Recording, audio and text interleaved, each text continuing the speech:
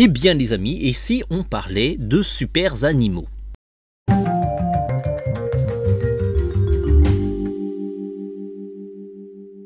Hello les amis, j'espère que vous allez bien. Nous revoilà pour une vidéo critique ciné autour d'un film qui a pris pas mal de retard. Il devait être sorti bien avant et il a été reporté. Il sort enfin cet été, je parle bien de Crypto et les super animaux. On a eu la chance de voir le film en projection presse hier.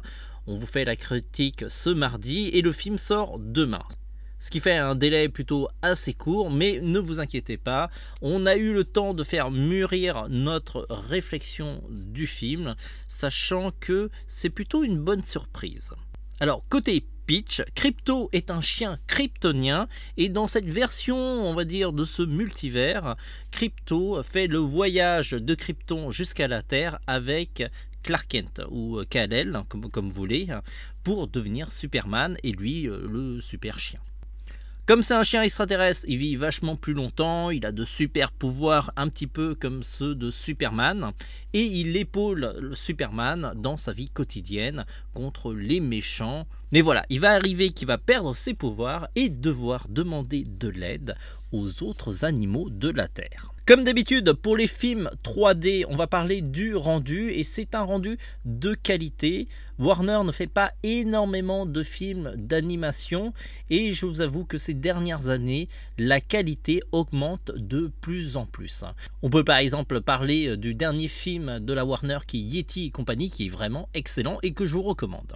Le rendu est très propre. Ceci étant dit, c'est pas aussi fourni qu'un film de Disney où vous voyez beaucoup plus d'éléments animés dans le décor et vous avez plus aussi de détails. Vous avez plus de foules, plus de voitures qui bougent dans l'environnement, voire même des oiseaux.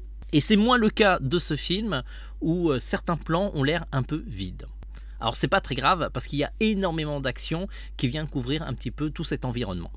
Vous n'êtes pas obligé d'aimer que les chiens pour aimer ce film, parce qu'il y a plein d'autres animaux qui entrent dans l'histoire, comme par exemple une cochonne, un cochon d'Inde, voire même un écureuil, et plein d'autres, et aussi les fameux petits chats. Le film est très drôle, mais avant tout, il y a une histoire qui est cohérente et qui a une colonne vertébrale qui tient la route. En plus de cela, vous avez le côté un petit peu fan service avec l'univers DC, avec Superman, Batman, Wonder Woman et tous les super-héros que vous aimez dans une version complètement différente de ce que vous avez pu voir jusqu'à présent. Comme je vous l'ai dit, l'histoire est simple mais très cohérente. C'est un très joli travail d'écriture et la particularité, c'est qu'il saura plaire aussi bien aux tout petits qu'aux adultes. On n'est pas là comme si c'était une punition pour les parents qui vont accompagner les enfants.